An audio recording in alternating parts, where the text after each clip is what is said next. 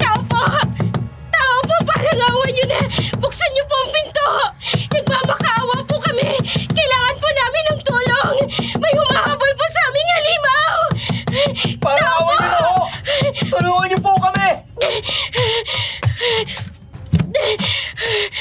Diyos ko, maraming salamat po at pinagbuksan niyo kami ng pinto. Anong kailangan ninyo?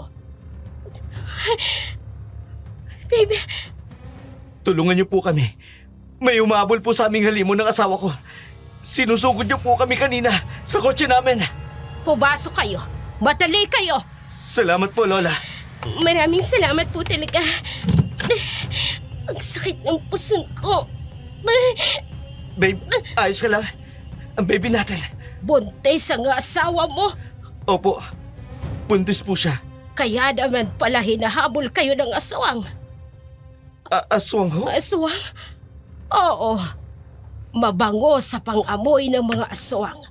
Ang mga buntis na katulad mo, Iha. Welcome back sa ating channel. Para sa lahat ng mga mahilig sa kwentong aswang at kababalagan, huwag nating kalilimutan mag-subscribe sa ating channel. Lahat ng aming ilalahad mula mismo sa ating mga letter sender na hanggang ngayon nanginginig pa rin sa takot kapag naaalala nila ang kanilang nakaraan. Kwentong kilabot at katatakutan. Narito na ang ating tula sa araw na ito. Mahal, ano ka ba naman? Huwag ka magalit. Hindi kita mapupuntahan ngayon dyan. Alam mo naman ang sitwasyon ko ngayon. Narito ang buong pamilya ko dahil naghahanda sa kasal ni Avani. Rodolfo, sino ba yung kausap mo? Gabing-gabi na nakababad ka pa rin dyan sa cellphone mo. Asawa ko. Akala ko tulog ka na. Bakit gising ka pa? Di ba maaga tayong gigising bukas dahil may photoshoot tayo? Ikaw ang dapat kong tanongin yan. Sino ba yung kausap mo at talagang inabot ka ng ganitong oras? Si paring Jaime lang naman pinasasabi na hindi siya makararating sa kasal ni Avani. Pero makararating ang anak niya. Ganun ba?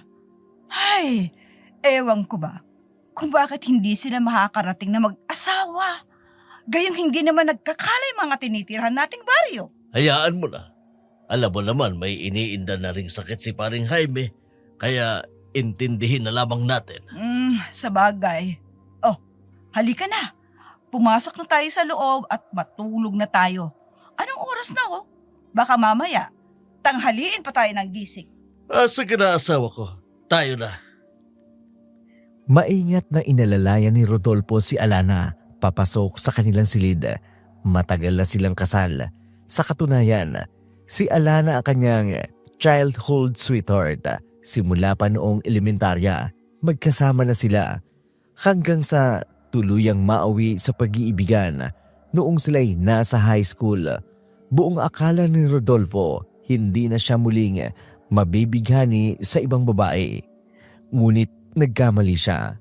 Nagbago ang lahat nang makilala niya ang isang babae na kalaunan ay naging kanyang kalaguyo.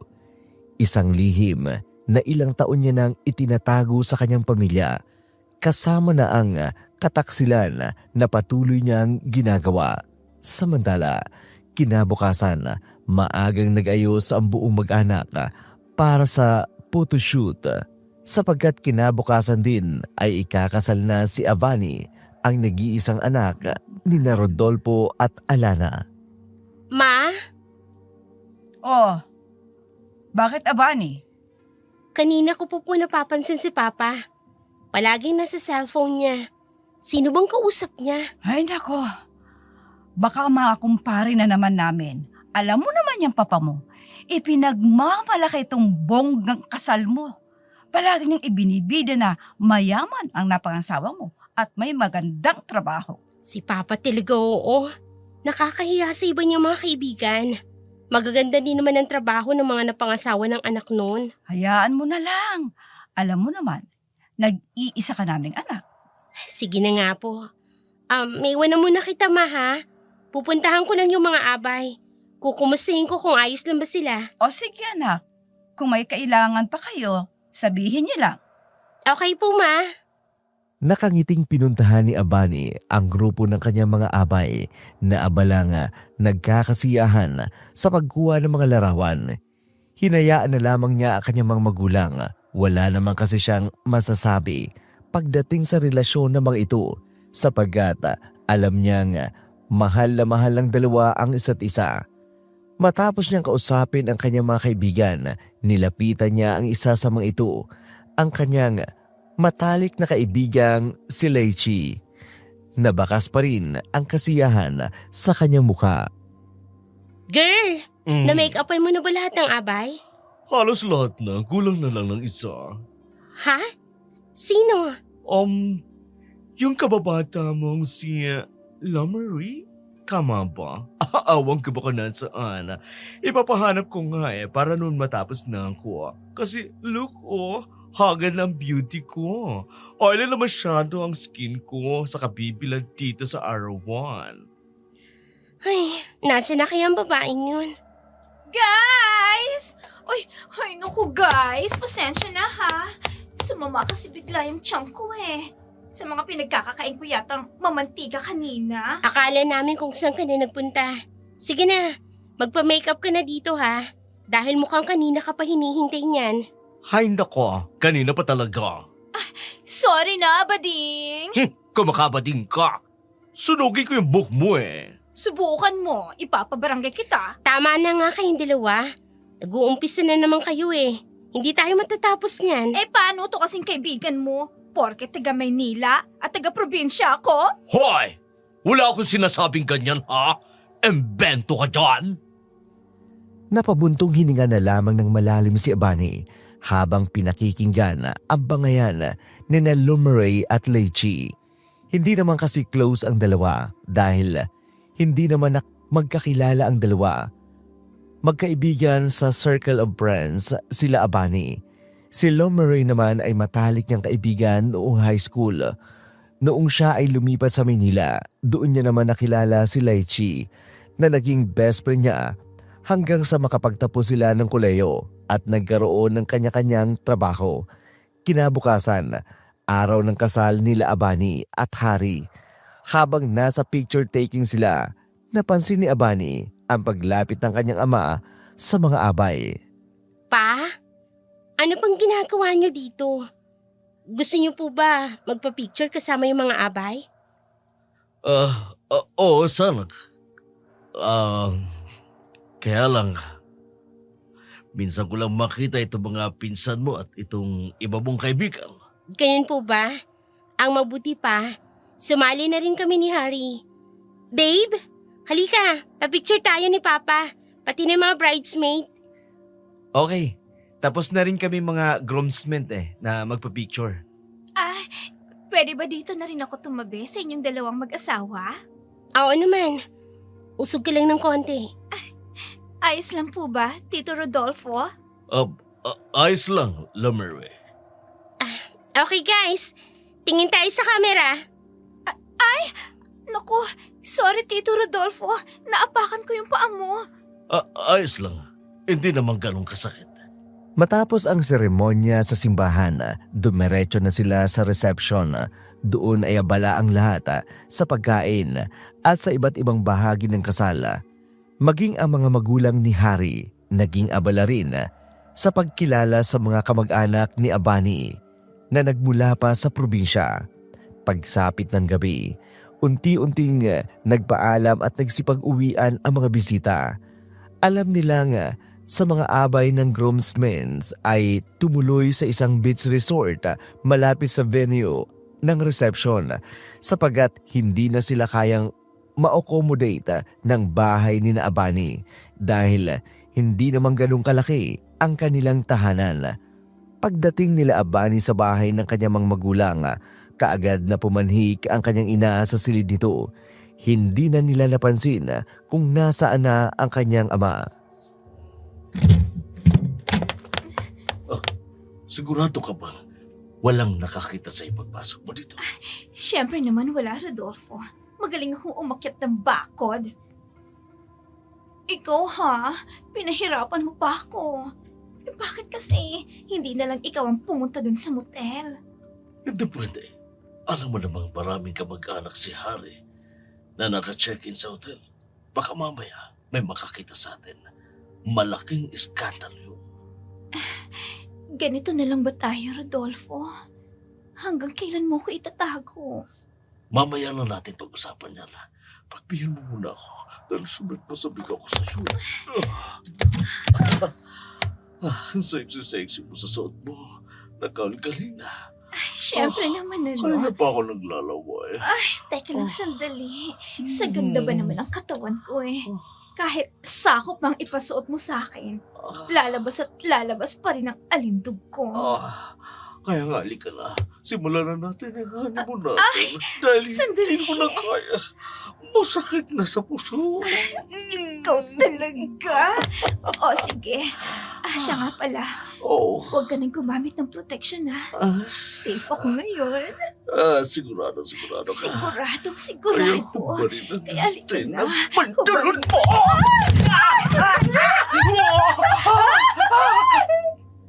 Nagmamadaling naghubad ng saplot ang dalaga. Walang takot sa kanilang kataksilang ginagawa. Sa siwang ng dinding, pumapasok ang liwanag na nanggagaling sa buwan. Hindi mapigilan ng dalawa ang maglabas ng ungol. Dahil sa kanilang kamunduan, sakto namang napadaan si Lechi sa maliit na kubo sa likod ng bahay nila Abani. Hindi pa kasi ito dalawin ng antok, lalo na't hindi siya sanay sa probinsya, kaya't ganun na lamang ang takot niya nang marinig ang impit na ungol mula kay Rodolfo at Lumre. Ano yan? Bakit may naririnig akong ungol? Hala, baka may aswang dito.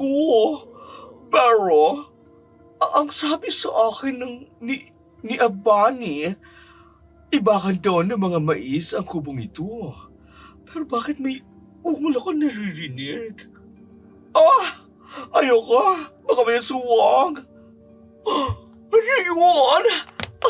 Sa itaas ng puno ng kaimito, may isang malaking ibon. Siya ba yung naririnig ko umuungol? Madaling tumingin sa akin ng malaking ibon. Aalis na ako rito. Kumaripas ng takbo si Lechi pabalik sa bahay nila Abani. May distansya din kasi ang kubong yun sa kabahayan. Labis ang takot na naramdaman niya, lalo na nang makarinig ng pagaspas ng mga pakpaka. Nagsisisigaw siya. Nakahinga naman siya ng maluwag nang makita ang mag-asawang Abani at Hari. Nang may pagtataka kung bakit siya nagsisisigaw at takot na takot. Lechi? Anong nangyayari? Bakit ka nagsisisigaw? May aswang! May aswang! Aswang? Ano bang sinasabi mo? Walang aswang dito. Meron. Naglalakad-lakad ako hanggang nakarating ako sa pinakalikuran ng bahay niyo, Abani. Oh, Doon sa may kubo, may narinig akong ungol. Pagkatapos pagtingin ko sa puno na kay Mito, may nakita ako isang napakalaking ibon. Matalim ang mga mata niya habang nakatingin sa akin. Kaya tumakbo ako rito. Ang mabuti papunta natin, babe. Tingnan natin kung anong nakita nitong si Lechi. mabuti pa nga. Halika, samahan mo kami. Hindi ba kayo natatakot sa sinabi ko? Ang sabi ko may aswang. Umuungol pa nga kakaiba yung ungol. Pero, basta aswang ang nakita ko. Kaya nga pupuntahan at titingnan natin. Oo, para malaman natin kung totoo talaga ang nakita mo o narinig mo. Sige na nga pa. Huwag niyo kong hayaang makain ng aswang ha. Hindi, kaya tayo na. Nanginginig na sumunod si Lechi sa dalawa. Natatakot pa rin siya na baka muli siyang makakita ng malaking ibon na nakita niya sa puno ng kaimito. Ngunit pagdating niya roon, agad na tiningnan ni na Hari at Abani ang puno. Wala naman silang ibang nakita kundi ang mga natutulog na manok. Pagkatapos ay pumasok na sila sa kamalig, subalit wala silang ibang nakita kundi ang mga nakaimbak na mais, kaya't nagpasya na lamang silang umalis. Pagkaalis nila, saka naman lumabas mula sa kanilang pinagtataguan sina Rodolfo at Lumray. Peste talagang baklang yun. Panira eh. Muntik na tayong mahuli. At hindi lang yun napagkamalan pa tayong mga aswang. Sarap sa bunutan hanggang sa maubos yung hair extension. Kailangan natin mag-ingat ang gusto. Baka mamaya, malaman ng pamilya ko ang tungkol sa atin. Rodolfo, kailan mo ba kasi iiwan yung asawa mo? Sabi mo sa akin noon, kapag kasal na si Avani, tapos na ang kasal nila, kailan mo tutuparin ang pangako mo? Naghahanap lamang ako ng tiyempo. Hihiwalayin ko rin si Alana. Pero hindi pa pwede ngayon. Ayaw kong masaktan si Avani. Kakakasal pa lamang nila ni Harry. Alam mo, napapansin ko lang puro kadahilan eh. Kesyo ganito, kesyo ganyan. Rodolfo, kilala mo ang pamilya ko. Oras na malaman nila ang relasyon natin, hindi ka sasalingin ng mga magulang ko. Huwag naman. Huwag mong sabihin sa mga magulang mo ang relasyon natin. Kaya nga bilisan mo na. Hiwalayan mo kaagad yung asawa mo bago pa ako mainip. Pwede ba bukas na lang? Gabi na ngayon eh. Kaagad na nalito si Rodolfo kung ano ang dapat niyang gawin. Aminado siyang gusto niya si Lumray dahil sa taglay nitong ganda at higit sa lahat sa pagiging bata pa nito at halatang baliw na baliw sa kanya. Ngunit naiisip din niya ang maaaring maramdaman ni Avani. Ayaw niyang masaktan ang kanyang nag-iisang anak. Ayaw pa rin niyang malaman ni Alana ang lahat. Sapagat may bahagi pa rin sa kanyang puso na mahal niya pa rin ang kanyang asawa. Gayunpaman, kilala niya ang pamilya ni Lumray, isang uri ng pamilyang hindi mo maiisipang magiging kaaway. Kaya naman kinaumagahan, halatang matamlay si Rodolfo, bagay na kaagad namang napansin ni Alana. Matamlay ka yata, Rodolfo. Wala ito asawa ko. Nalulungkot lang ako dahil aalis lang naman ang anak natin. At ngayon ay may sarili na siyang pamilya. Ikaw talaga, oo. Hindi pa naman aalis ka agad sina Harry at Avani. Ang sabi nila, titigil pa raw sila dito sa probinsya ng mga 1 buwan pa. Talaga? Kung gano'n, mas maganda. Total, pareho tayo may trabaho. Pag uwi natin galing trabaho, may madadatnan pa rin tayo dito sa bahay at masaya yun. Oo, masaya nga yun. Rodolfo, ayos ka lang ba talaga? Oo naman. May hindi ba ayos sa akin? Ayos lang ako, Alana. Napapansin ko kasi, kausap nga kita, pero parang ang layo ng iniisip mo. Kulang lang siguro ako sa tulog. Alam mo naman, halos 1 linggo din tayong puyat. Sa bagay. Siya nga pala. Para hindi ko makalimutan, yung best friend ni Avani, si Lichi. Last night raw, nakarinig daw ng mga ungol doon sa kamalig sa likod bahay. Ano? Talaga? May nakita ba siya? Anong nakita niya sa kamalig? Abay, malay ko. Bakit parang tarantang-taranta ka? Siyempre naman. Malay mo naman kung napasok tayo na magnanakaw. Ayun na nga eh. Wala namang nakita si Harry at Avani. Kagabi, nang balikan nila yung kamalig. Pero naniniwala si Lichi na may aswang siyang nakita sa puno ng kaimito. Ay, mabuti na lang. Ano sabi mo, Rodolfo? Wala. Bakit may nasabi ba ako? Kaya nga kita tinatanong dahil may narinig akong sinabi mo. Hindi ko lang maulinigan ng maayos. Wala yun. Guni-guni mo lamang yun. Nagunot ang noo ni Alana habang pinagmamasdan si Rodolfo. Pakiramdam ni Alana ay may itinatago ito sa kanya na hindi mawari kung ano. Pagkatapos sila mag-usap na mag-asawa, kaagad silang naghanda ng agahan. Sabay-sabay silang kumain na mag-anak. Pagkatapos silang kumain ay nagpaalam na si Avani at Harry na ihahatid si Lechi sa terminal dahil mauuna itong bumalik ng Maynila sapagkat marami pa raw itong pending na trabaho na kailangang balikan. Naiwan naman sila sa kanilang bahay kaya nagpasya si Alana na magpagapas ng damo sa labas ng kanilang bakuran nang biglang dumating si Lomeray. Magandang araw po, Tita Alana. Lumiri, ikaw pala. Nako, si Abani pang sadya mo? Ay, kaaalis lang patungong terminal.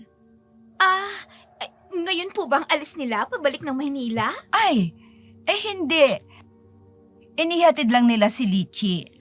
Dahil silang mag-asawa ay mananatili pa dito sa bahay na mga 1 buwan pa. Ganun po ba, Tita? Gusto mo? Pumasok ka muna sa loob ng bahay. Doon mo na lang hintayin si Abani. Sigurado ko, hindi naman magtatagal yon. Mas mabuti pa nga po, Tita. O siya, tayo na sa loob. Malaki ang ngiti ni Lomeray habang sumusunod papasok sa loob ng bahay. May bit-bit na gulok si Alana. Putikan pa rin ang mga kamay nito dahil sa pagkapas nito ng damo. Pagkapasok nila ay naabutan nila si Rodolfo na nanunood ng TV.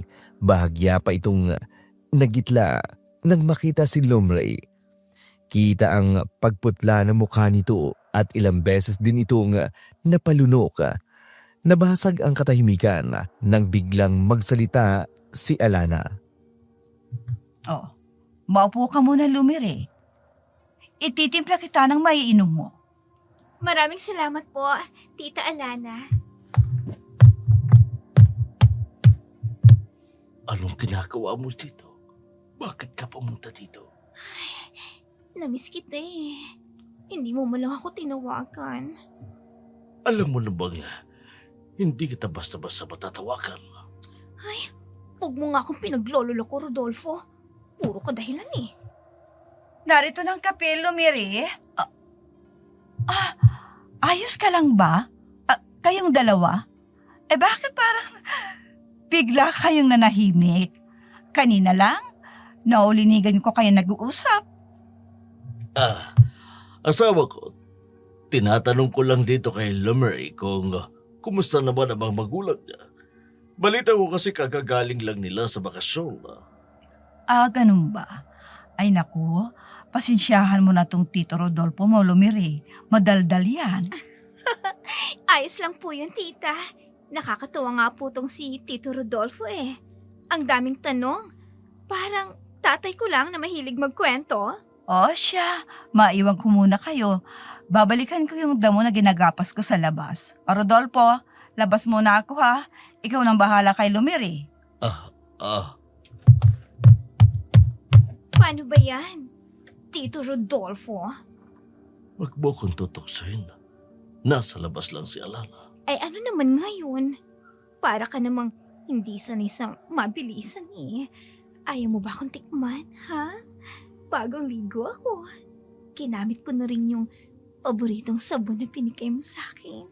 Teka. Sige, mabilisan lang ito.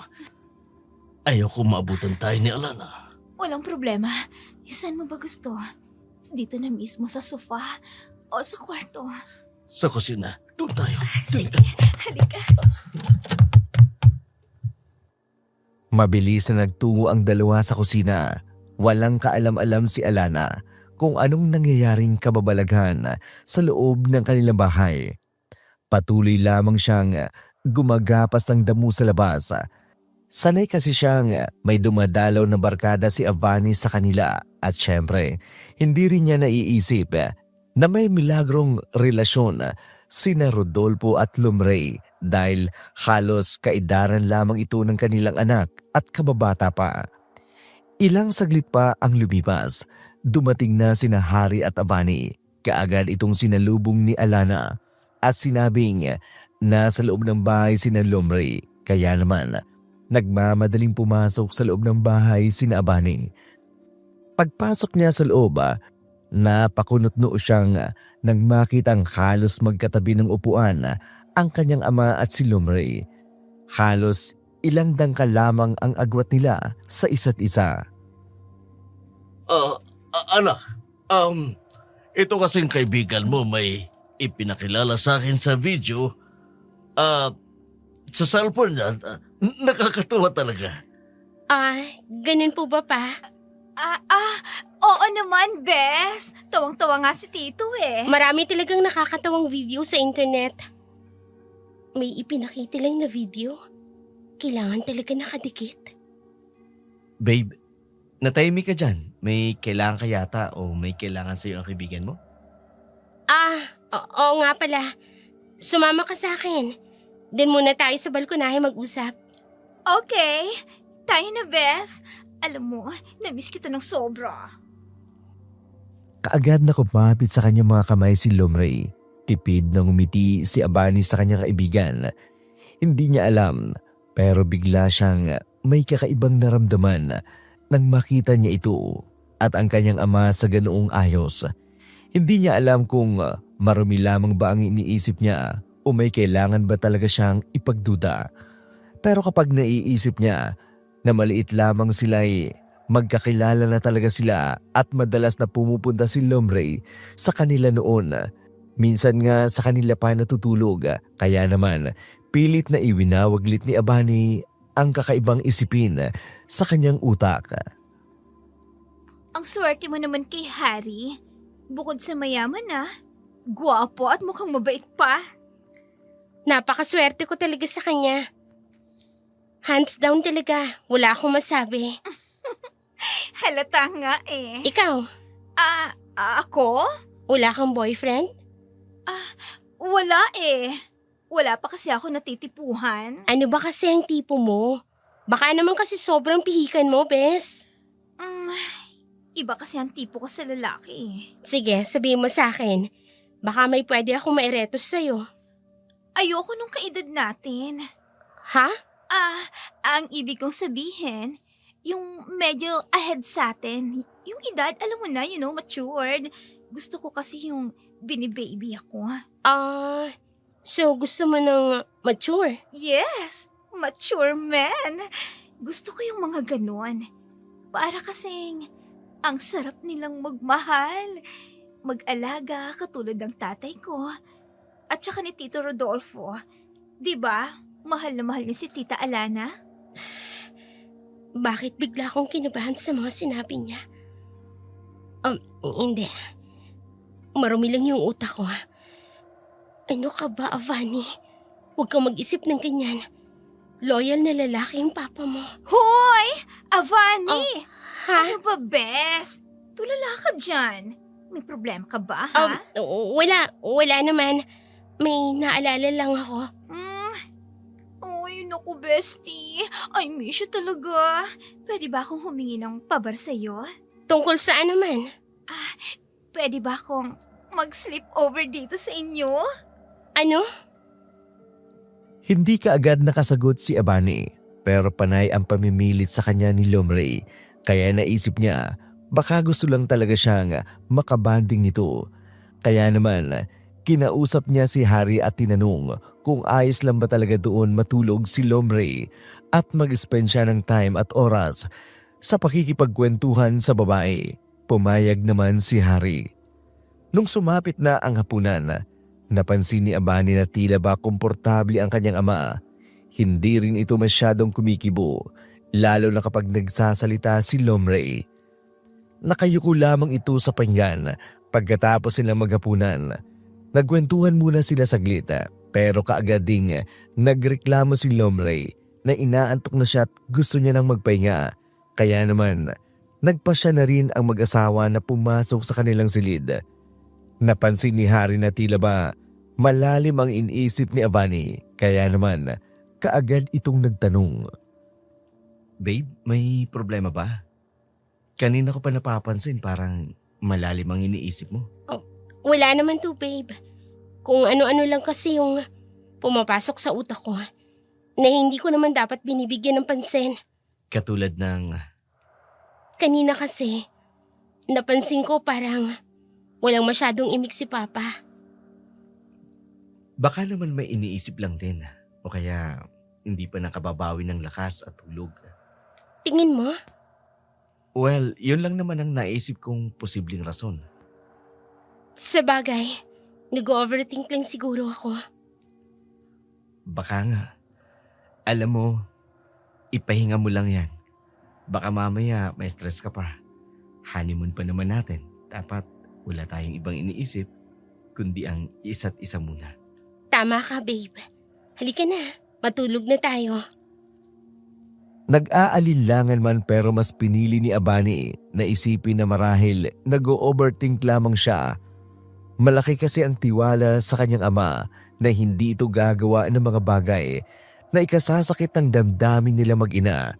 Sa kabilang banda naman, kinakabahang lumabas ng kanilang silid si Rodolfo. Natanggap niya kasi ang text message ni Lomeray. Gusto nitong pundan siya nito sa silid na tinutuluyan nito.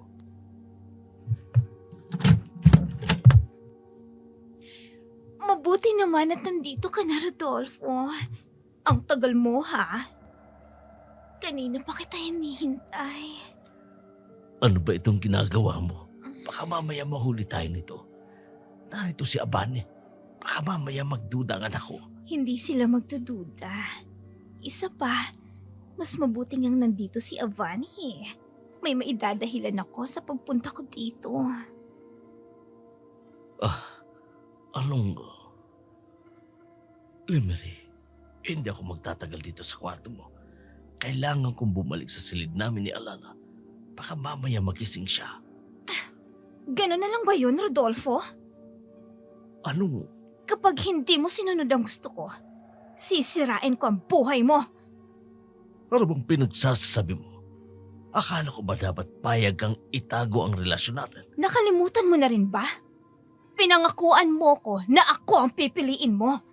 Naiiwanan mo na yung mag-ina mo kapag naikasal si Avani. Lomeray! Naiinip na ako, Rodolfo. Kapag hindi ka pa gumawa ng paraan, ako ang gagawa ng paraan para tuluyan kang maging akin. Nahintakutan si Rodolfo sa mga tinura ni Lomeray. Kita niya ang matinding determinasyon sa mga mata nito. Tila ba nag-aalab sa galit.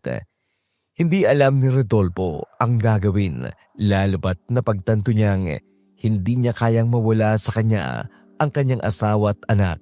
Ilang linggo pa ang lumipas at patuloy ang pagpunta ni Lomeray sa kanilang bahay. Palagi nitong idinadahilan na nais lamang nitong makasama si Avani at makabanding. Kahit si Avani nagsisimula ng magtaka sa madalas na pagbisita ni Lomeray, maging sa kanilang family outing ay palagi itong sumasama. Hanggang isang araw, habang nasa labas sila ng bahay ay nag-iihaw ng barbecue, bigla na lamang nagsuka si Lomeray. Bes, ayos ka lang ba? May sakit ka ba? Bigla ka na lang nagsusuka dyan ah. Bes, ang baho ng barbecue. Ayoko niyan. Ano? Ilayo niyo yan sa akin. Ha?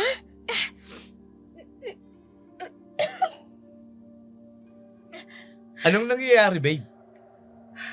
Si Lumiri, bigla na lang nagsuka. Ayaw niya raw nung amoy ng barbecue?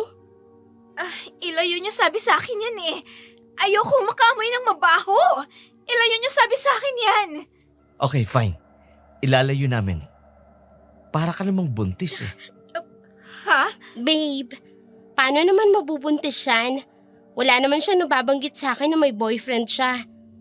Isa pa, ako lang ang buntis dito, no? Buntis ako. Ano yun, Bes?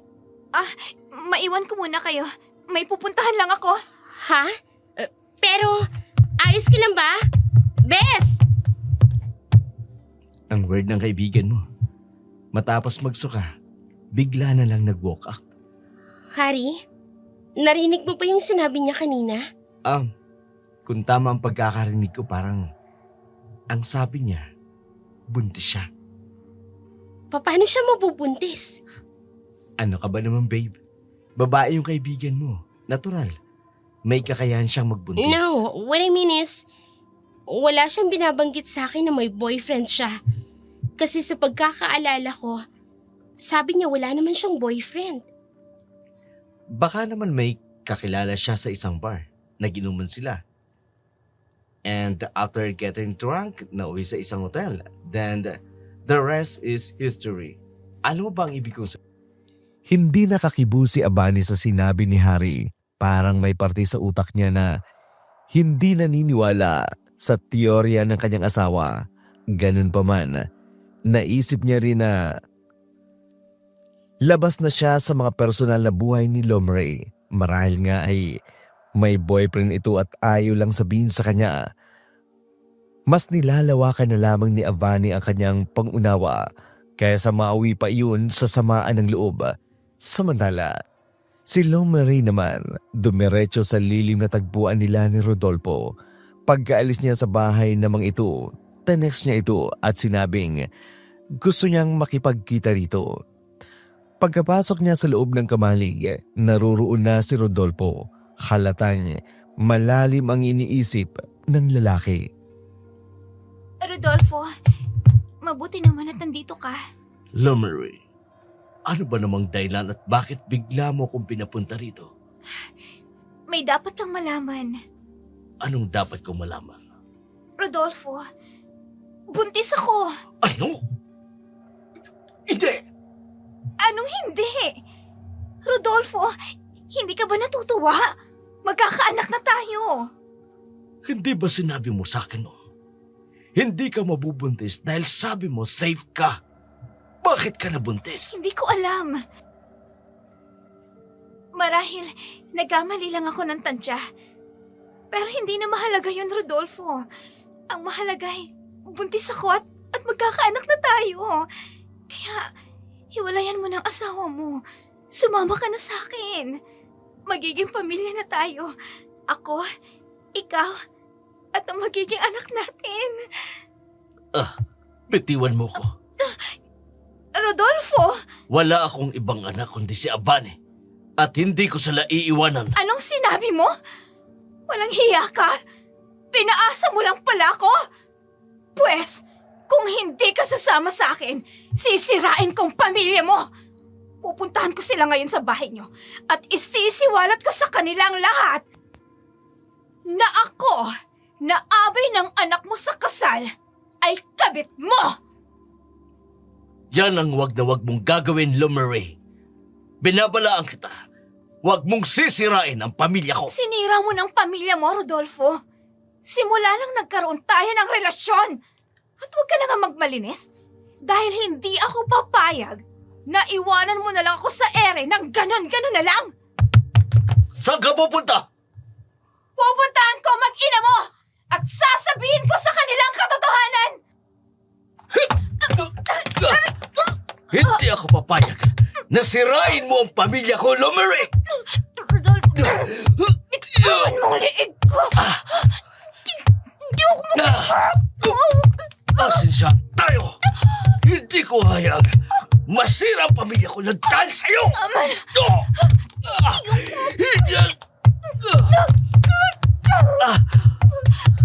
Mas mabuti pang mamatay ka kaysa malaman ng pamilya ko ang tungkol sa relasyon natin. Mahal kita. Minahal din kita, pero hindi sapat yun para piliin kita. Mamamatay ka. Ayop ka. Sinusumpa ko. Babayad ka. Hindi ko hayaang mabuhay ka pa. Rodolfo? Nariyan ka ba sa kamalig? Sala na. Rodolfo! Hindi niya pwedeng malaman na nandito ako sa loob. Si Lomre, hindi na siya kumikilos. ba? Marahil patay na siya. Lalabas na ako. Doon ako sa likod magdadaan. Rodolfo, nandiyan ka ba sa loob? Alana! Nandito ako sa labas. Oh! Narito ka lang pala. Akala ko nasa loob ka ng kamalig. Paano mo nalaman na nandito ako? Nagsensus kami doon sa unahan. Bigla kang dumaan sakay ng motor mo. Kaya naisip ko na sundan ka. Tapos, nakita ko nakaparada sa hindi kalayuan sa kamalig ang motor mo. Ikaw, anong ginagawa mo dito? Wala, may kinausap lamang akong kakilala. Lupa. Kasi, sa lupa nga, bala kasi nilang ibenta ang kanilang lupa. Kung ganun, nasa na yung kausap mo? Umalis na siya, Alana. Alana siya, Alana. Hindi kami nagkasundo sa presyo. Halika na. Umuwi na tayo. Sige, susunod na lang ako sa'yo. Dala ko rin yung motorsiklo ko. Bahagyang napatango si Rodolfo kay Alana, baka sa mukha ng lalaki ang pagkabalisa nang may namumuong pawi sa kanyang noo at hindi basta-basta maitatago. Si Alana naman, hindi maiwasan ang magduda na mapasulyap siya sa kamalig at nakiramdam kung may ibang tao ba sa loob niyon, pero tahimik ang buong paligid hanggang sa makaalis na sila. Pagkadating nila sa kanilang bahay, naabutan nila sila Abana na kasalukuyang nag-aayos at nagpapasya na kasi amang ito na bumalik na ng Maynila kinaumagahan. Tuloy na ba talaga alis niyo bukas, anak? Opo, Ma. Kailangan na po kasing bumalik sa trabaho ni Harry. Lalo na ngayon na buntis na ako. Ay, masaya ako para sa iyo, anak. Sabik na rin akong makitang apo ko. Ma, saan nga po pala kayo galing ni Papa kanina? Doon sa kabilang bukid. Hindi ko alam kung sino may-ari nun. Sinundan ko kasi doon ang papa mo. Nakita kong dumaan yung motorsiklo niya. Kaya ayun, sinundan ko. Ganun po ba? Bakit anak? Si Lomery po kasi. Bigla na lang umalis kanina. Bakit? Nag-away ba kayo? Hindi ho. Bigla na lang po siya nagsuka tapos bigla na lang umalis. Nagsusuka? Oo. At bigla na lang umalis? Hindi kaya may problema sa kanila, anak? Subukan mo kayang tawagan o kaya naman puntahan sa kanila para malaman mo kung ano nangyari sa kanya. Mabuti pa nga po, Ma. Magpapasama po ako kay Harry. Nag-aalala din po ako sa kanya eh. Sinubukan ko naman siyang tawagan pero hindi ho sumasagot. Kaya nga anak, ang mabuti mong gawin, puntahan mo sa kanila. Sinunod ni Abani ang kanyang ina. Nagtungo nga sila sa bahay nila Lumray. Medyo may kalayuan ang bahay na iyon sa kanila. Inabot din sila ng dilim. Nang makarating sila sa bahay namang ito, kaagad namang bumaba ng kotse si Abani, kasunod si Harry. Na bahagyang inililibot ang paningin sa buong kapaligiran. Maya-maya pa'y bumukas ang lumang gate at lumabas doon ang ama ni Lumray. Halata ang bagsik at pagka-istrikto sa mukha nito. Ano ginagawa niyo rito? Mang Lucio, narito po kami para magtanong kung nandito po ba si Lomery? Wala dito ang anak ko. Ang pagkakaalam ko ay nasa inyo siya. Umalis po kasi siya kaninang umaga sa bahay. Sinusubukan ko pong tawagan pero hindi niyo sinasagot ang cellphone niya. Ano? Teka lang. Huwag mo sasabihin may nagyaring masama sa anak ko. Mawalang galang na ho. Hindi pa naman po natin sigurado kung may nangyari nga kay Lomery.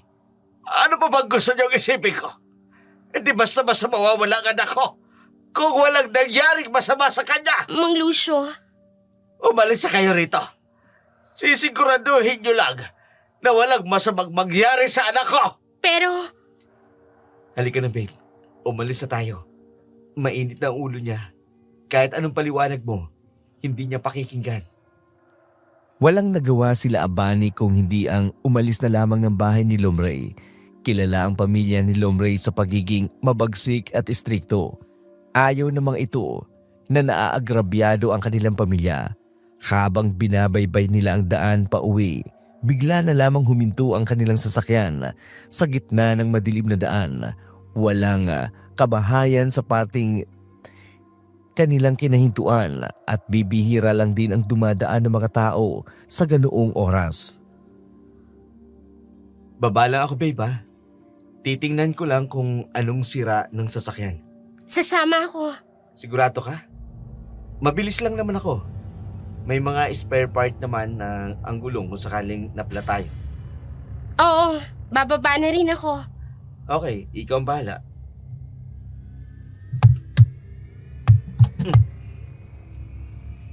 Hindi naman flat yung gulong. Mukhang nag-overheat, babe. Baka naman kulang na sa coolant.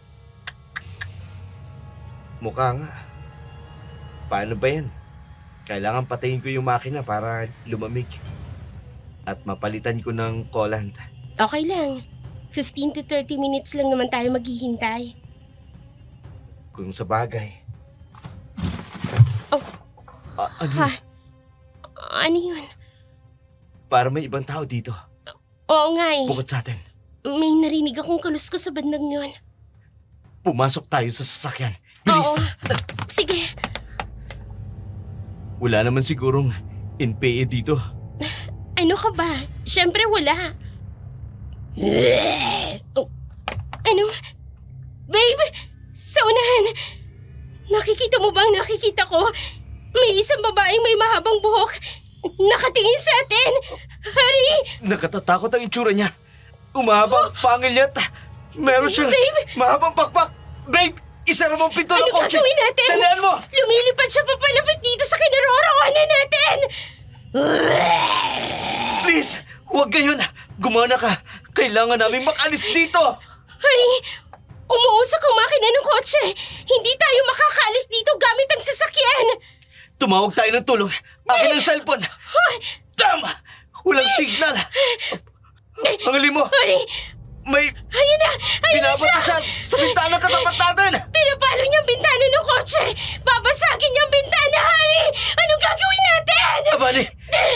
Bubuksan ko ang pinto dito sa gilid ko. Paglabas ko, sumunod ka kaagad! Ano? Isa! Dalawa! Sige! Tatlo! Abali! Halika! Dali! Teka! Sumabit ang damit ko! Aalisin ko! Abali, bilisan mo! Oo!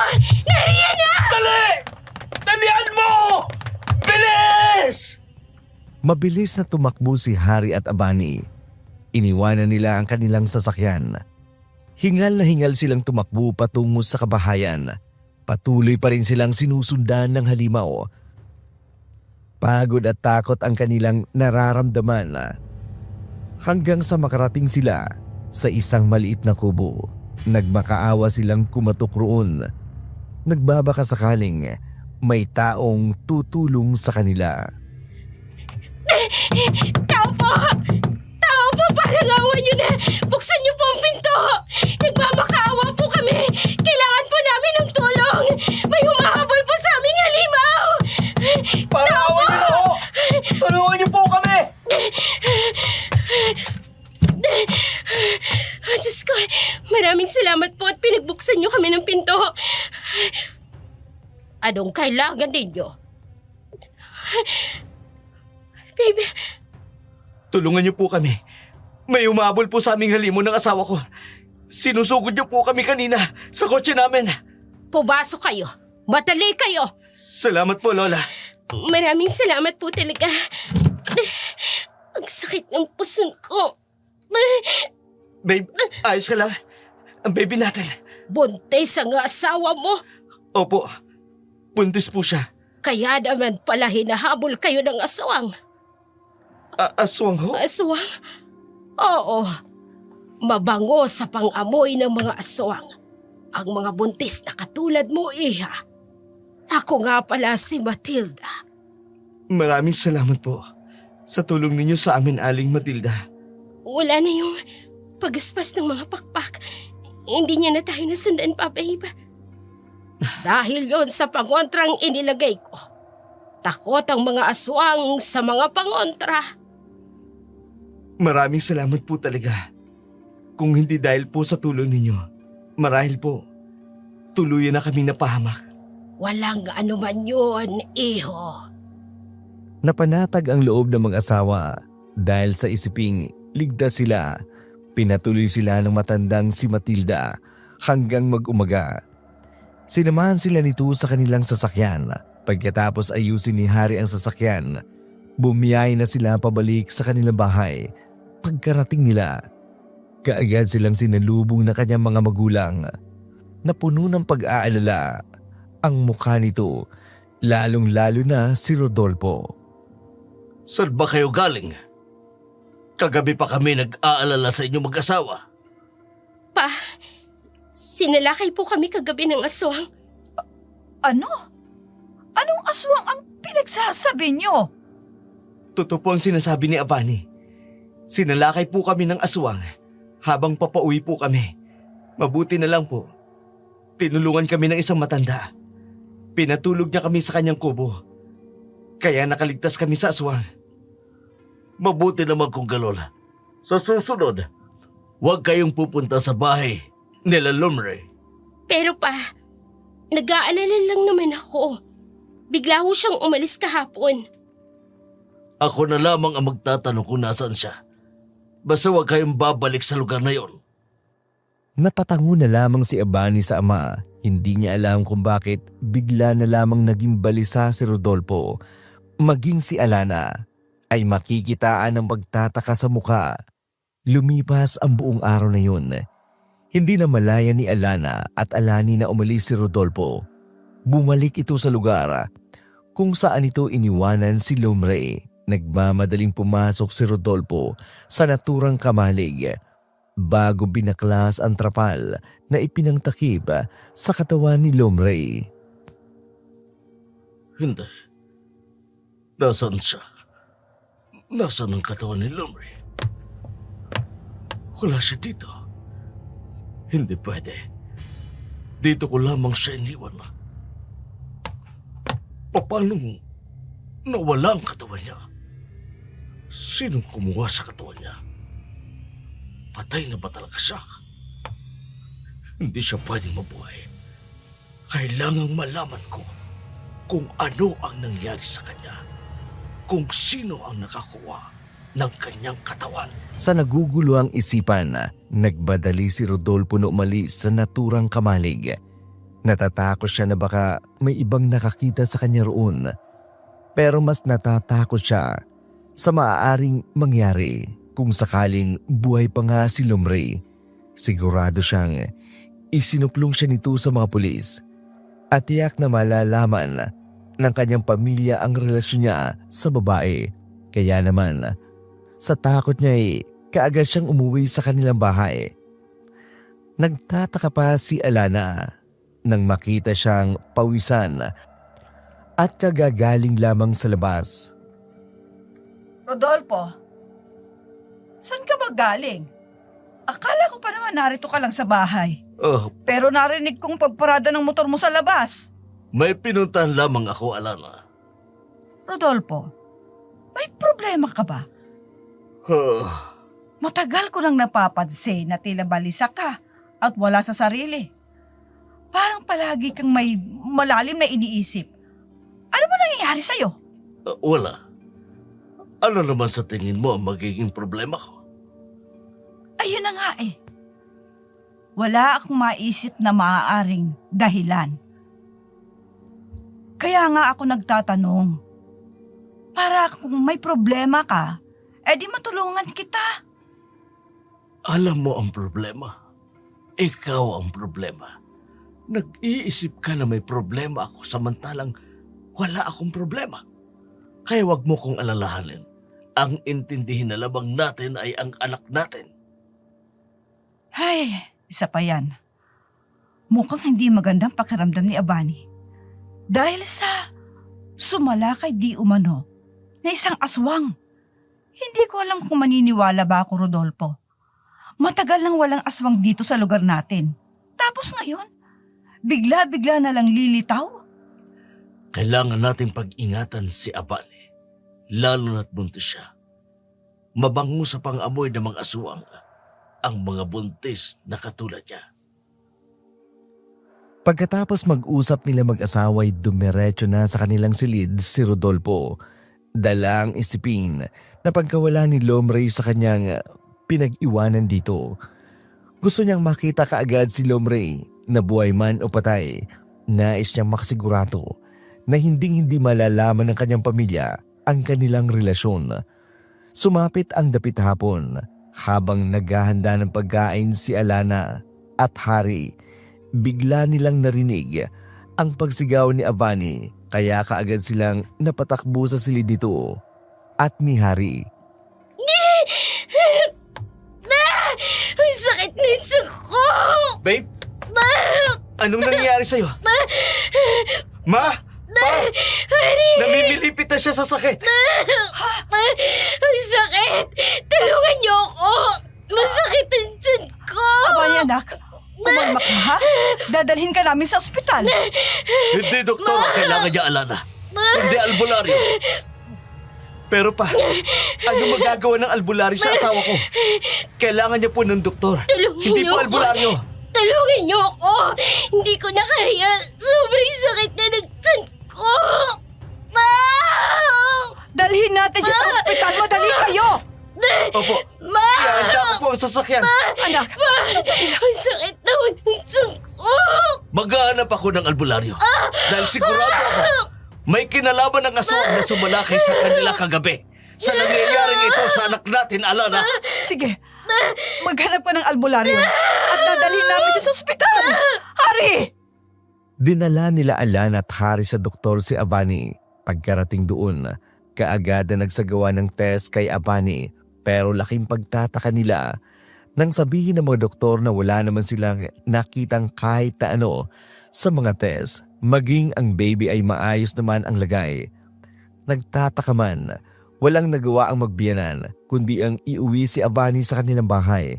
Kaya naman, ang balak na mag-asawang Avani at Hari ay naantala ang pagbabalik nila sa Maynila dahil sa nangyari. Babe, natatakot ako. Baka kung anong mangyari sa baby natin. Babe, huwag kang mag-alala. Sabi ng doktor, walang kahit anumang mali sa mga test. Malusog daw si baby, kaya huwag ka nang ma-stress. Mas makasasama yan sa'yo. Pero natatakot talaga ako, Hari. Hindi tayo pababayaan ng Diyos, babe. Siya nga pala, may nahanap na si Papa Rodolfo na albularyo. Titingnan ka mamaya. Sige, sana matulungan niya tayo. Hindi mapigilan ni Avani ang pag-iyak sa takot na baka may mangyaring masama sa kanya at sa kanyang dinadala. Gayunpaman, labis ang kanyang pasasalamat dahil hindi siya kailanman pababayaan ni Hari. Palagi itong nasa tabi niya, umaalalay at nagbibigay ng lakas ng loob. Ilang oras na ang lumipas nang tawagin sila ng kanyang mga magulang sapagkat dumating na ang albularyong nakuha ng kanyang ama upang tumingin sa kanyang kalagayan.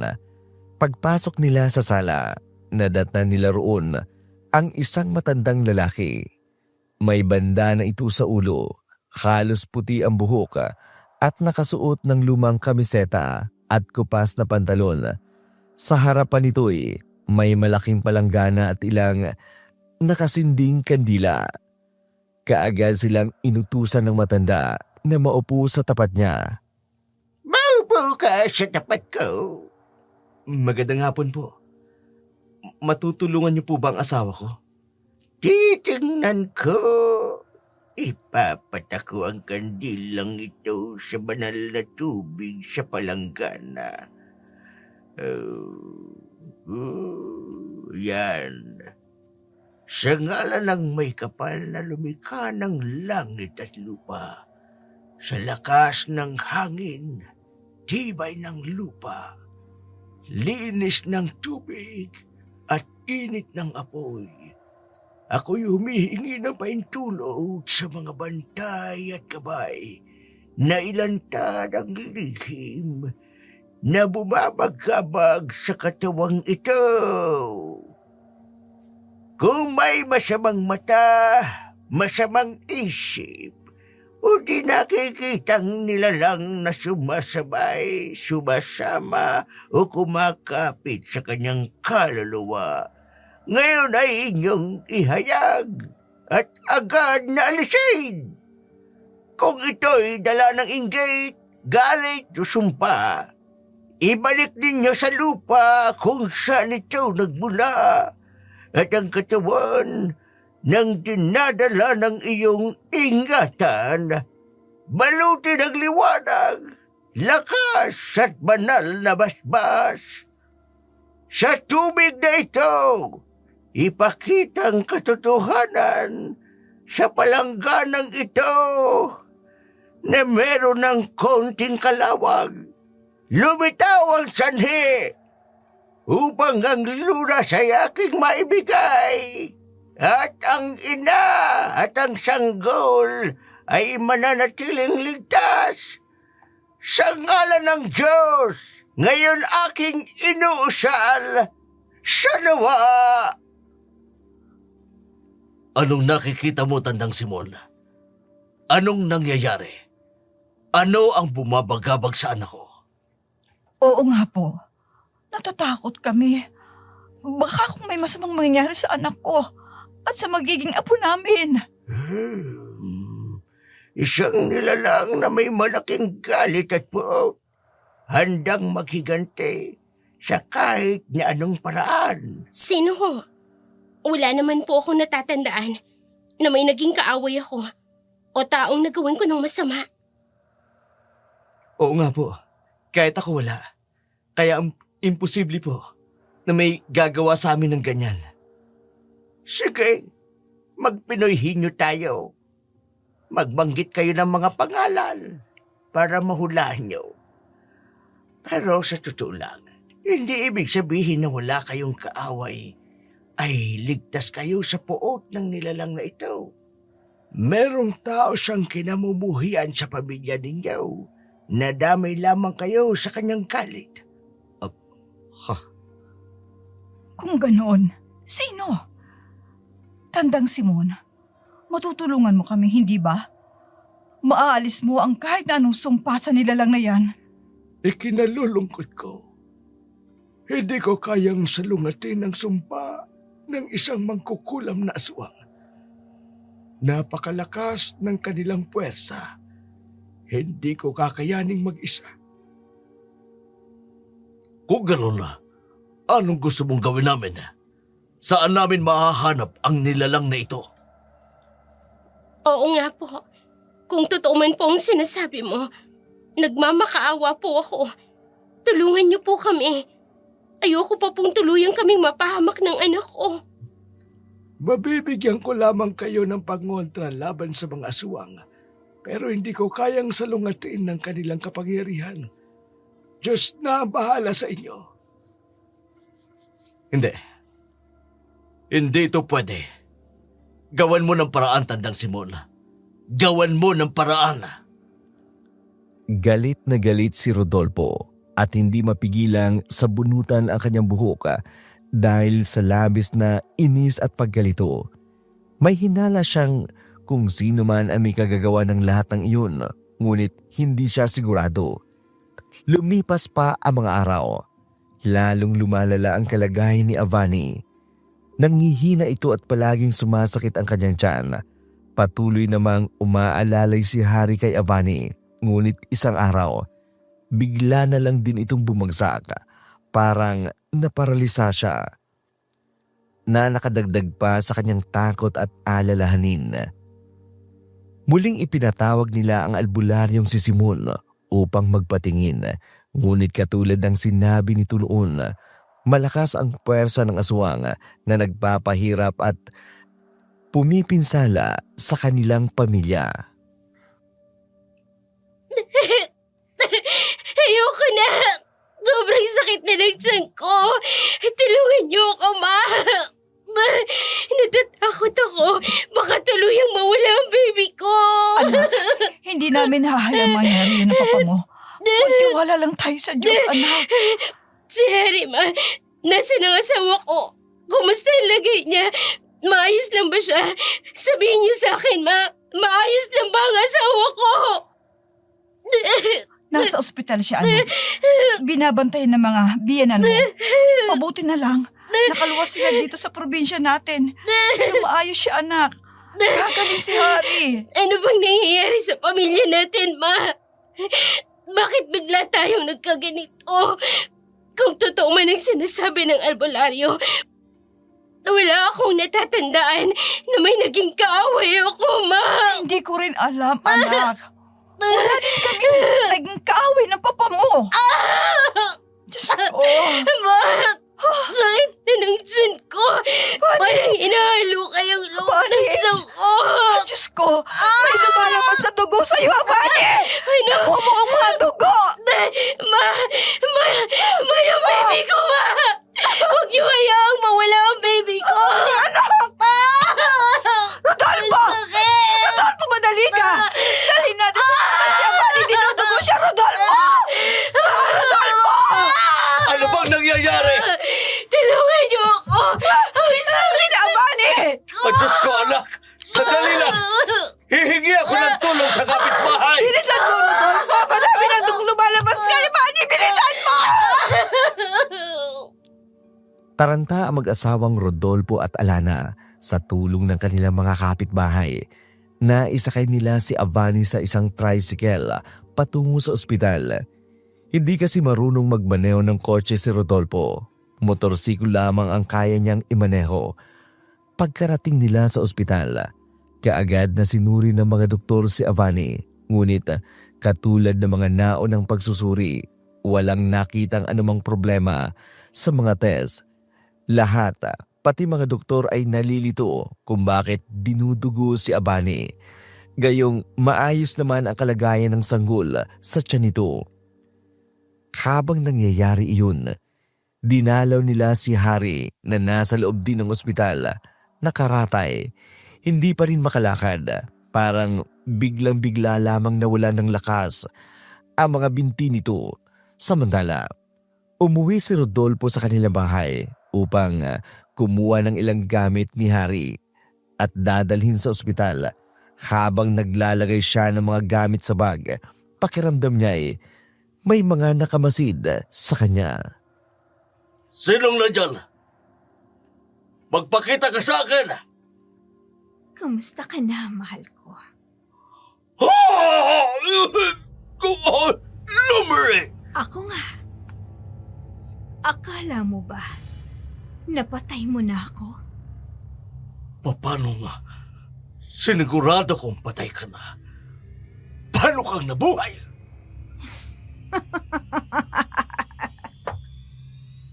Hindi mo ko napatay. Hunghang ka. Akala mo matatakasan mo ko? Kung akala mo ba, hahayaan kitang maging masaya habang ako nalulugmok sa ginawa mo sa akin? Hindi. Hindi ako makapapayag na maging masaya ka, Rodolfo! Halata ko nga sa'yo na malungkot ka. Pero tantanan mo na ako, Lumere! Ilaamin ko! Malaki ang naging kasalanan ko sa'yo. Pero hindi ko kayang iwanan ang pamilya ko. Sana inisip mo yan noon bago mo ako pinaibig at pinangakuan. Lumere! Tama na! Huwag mo na akong takutin. Pabayaan mo na ang pamilya ko. Hindi mangyayari yan, Rodolfo. Sinira mong buhay ko. Mas higit sa sakit ang igaganti ko sa'yo. Ayaw mong iwan ang pamilya mo? Pwes, sila ang magiging kabayaran ng mga kasalanan mo sa akin. At nag-uumpisa na ako kay Avani. Mabuti na lang tanga sila. At pumunta sila sa bahay ni Lola Matilda. Anong ibig mong sabihin? Pinakulam ko ang anak mo kay Lola Matilda. Kaya walang ligtas sa akin ang pinakamamahal mong anak. Hindi. Huwag mong gagawin yan. Kung hindi, papatayin kita uli. Halika dito! Oh, hindi! Bakit biglang naging kulay pula ang mata mo? At ang mga kuko mo'y biglang humaba! Oo! Tamang nakikita mo, Rodolfo. Isa nga akong aswang. At handa na akong maningil sa ginawa mo sa akin! Hindi ito totoo. Namamalik mata lamang ako. Lumayo ka sa akin. Lumayo kang halimaw ka. Alik ka. Sinasal mo. Hindi ako makahinga. Naalala mo ba to, Rodolfo? Bituan mo. Ganito rin ang ginawa mo sa akin. Ngayon, Ano ba? namin mo Bituan mo ng ka. paghihiganti ko.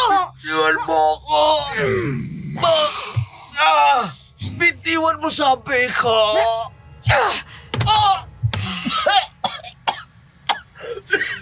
Hindi ang buhay mong babawiin ko, Rodolfo. Hindi ko hayaang mamatay ka kagad. Mas maganda kung unti-unti mong makikitang nasasaktan ang mga taong dahilan ng pag-iwan mo sa akin. Hindi. Huwag mong sasaktan ang pamilya ko, Marie.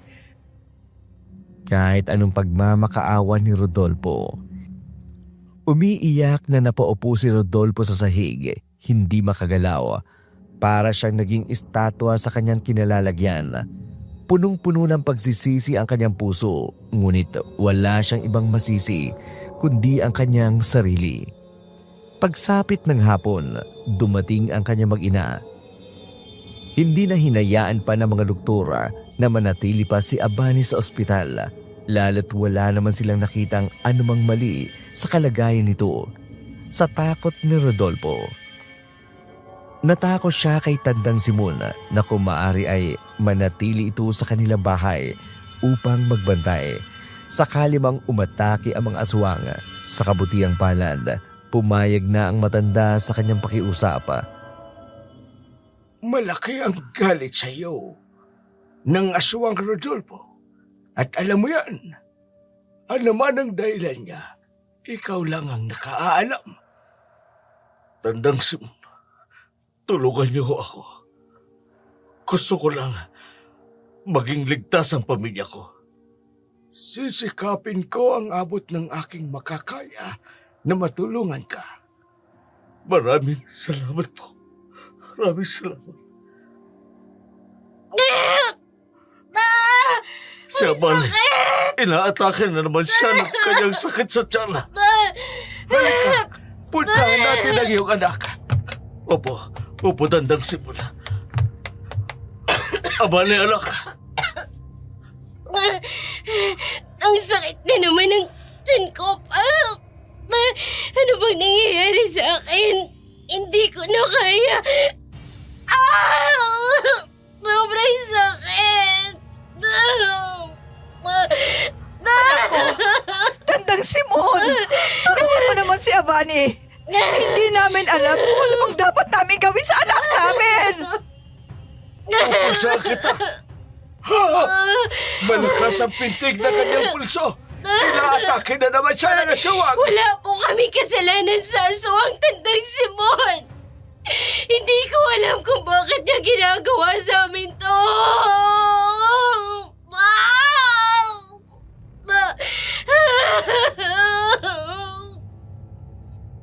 Bakit hindi mo itanong sa magaling mong ama, Avani? Lumiri, Siya! Siya ang dahilan ng paghihirap ng iyong mag-asawa. Hindi. Nakikiusap ako sa'yo. Huwag mong gagawin ito! Ibig sabihin nito, Rodolfo, Kitang-kita sa mukha ni Rodolfo ang takot at pagkalito. Ganon din ang mababaka sa mukha ni Avani at Alana. Malaki ang ngisi ni Lomre. Halatang nasisiyan ito nang makitang namimilipit sa sakit si Avani.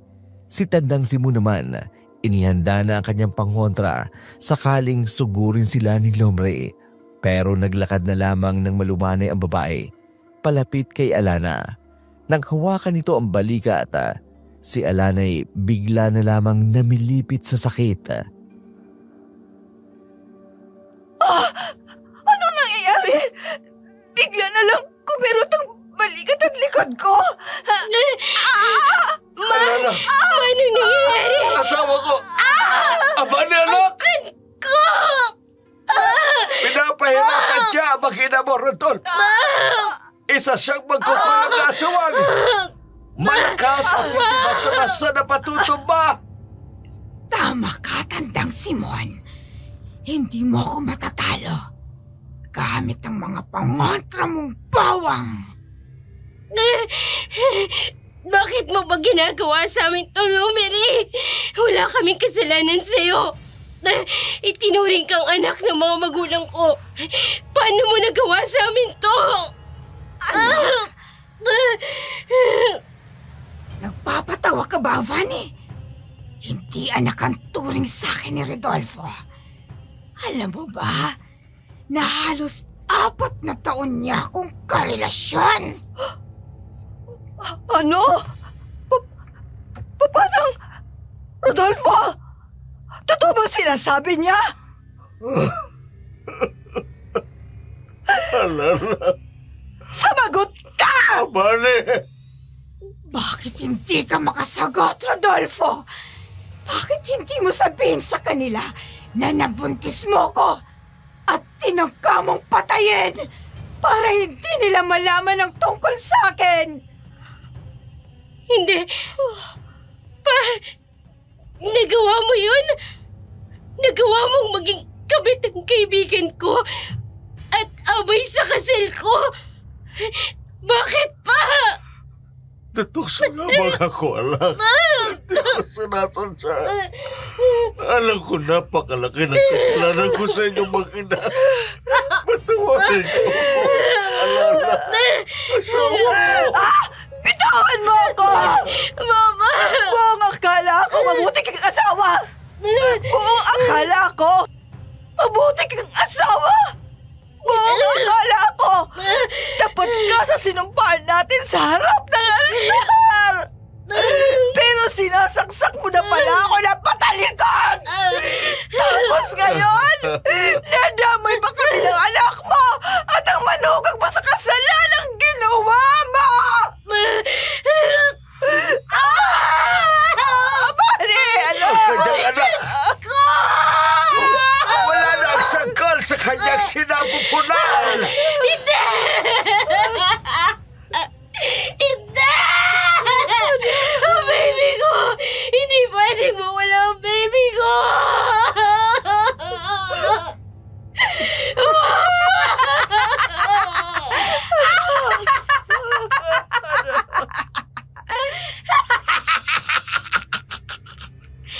Ngayon, pareho na tayong nawala ng anak.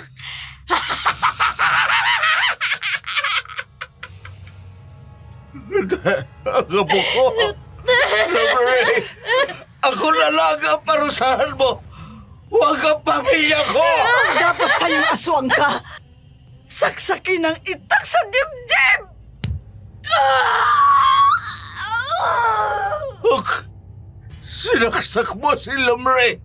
Alana! Ito panal na tubig! Mawala ka ng aswang ka! Sa ngalan ng Diyos, ikaw ay maglaho! Hindi ako papayag na mag-isa lang magdusa. Isasama kita, Rodolfo. Akin ka! Hindi! Inihila niya ako! Bitiwan mo ako!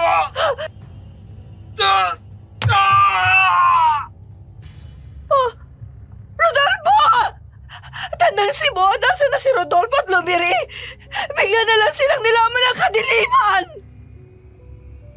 Naging masalimuot ang gabing iyon para sa pamilya ni Avani na wala ang sanggol sa kanyang sinapupunan. Kasabay ng pangyayaring iyon ang pagkawala ni Rodolfo kasama si Lumri.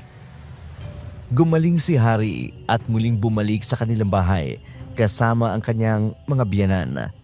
Dumaan ang ilang araw ngunit hindi pa rin natatagpuan si Rodolfo. Pati ang pamilya ni Lumri bigla na lamang nawala sa kanilang baryo. Si Alana naman hindi na itago ang lungkot sa kanyang mga mata, lalo na si Avani na labis na nagdaramdam. Isang araw, Habang nasa beranda sila mag-ina, biglang may dumating na kartero, may dalang sulat para sa kanila. Ma, galing kay Papa yung sulat. Pero walang nakalagay na address kung saan galing. Buksan mo ang sulat, anak. Gusto kong malaman kung anong nilalaman ng sulat ni Rodolfo. Sige po, Ma. Ha? Ano? Sana nakasaad sa sulat niya kung nasaan siya at pupuntahan natin siya, anak. Sana nga po, Ma. Babasahin ko po yung sulat ni Papa. Mahal kong Abani Abani, at Alana. alam kong sa mga oras na mababasa niyo ang sulat na ito, wala na ako. Alam kong malaki ang kasalanan ko sa inyong mag-ina. Hindi ako magsasawang humingi ng kapatawaran. Naninikluhod lamang ako kay Lumre upang payagan niya akong makapagpadala sa inyo ng sulat. Kahit sa huling pagkakataon, huwag niyo na akong hanapin pa. Dahil ako ang nagbabayad sa lahat ng kasalanang nagawa ko sa inyo at kay Lumre. Narito ako sa lugar ng mga aswang at ayokong mapahamak pa kayo nang dahil sa akin. Mahal na mahal ko kayong mag-ina. Paalam, Rodolfo.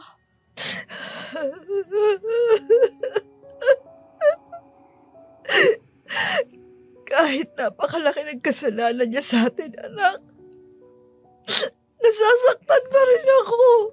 Ako man, Ma. Gusto ko pa rin siyang hanapin. Gusto ko pa rin mahanap si Papa. Gagawin natin yan, anak. Hahanapin natin ang papa mo. Sana mahanap natin siya. Kahit galit ako sa kanya, hindi ko pa rin siya magawang tiisin. Katulad ng napag-usapan, sinikap nilang hanapin si Rodolfo. Subalit, dumaan ang ilang taon, hindi na nila ito nahanap pa. Kahit nakipag-ugnayan pa sila sa mga otoridad. Yun na rin ang huling beses na sumulat sa kanila si Rodolfo. Parang yun na rin ang huling pamamaalam nito sa kanila mag-ina. Pagkatapos itong mawala at ni Lumre, wala nang aswang pa ang gumambala sa kanila. Naging tahimik na ang lahat. Pero ang kapalit naman nito ay ang tanong kung makahanap pa ba o makikita pa ba nila si Rodolfo. Sa ngayon ay nasa Maynila na sina Abani nakatira. Matanda na rin si Alana pero pilit pa rin umaasa na isang araw babalik si Rodolfo. Hanggang dito na lamang ang ating kwento sa araw na ito. Sa muli, kung bago ka pa lamang sa aming channel, huwag kaliligtaang mag-like, mag-share. I-click na rin ang notification bell para updated kayo sa mga bagong video na aming i-upload. Ito pong muli si Dark Shadow, ang inyong tagapagsalaysay. Maraming salamat po.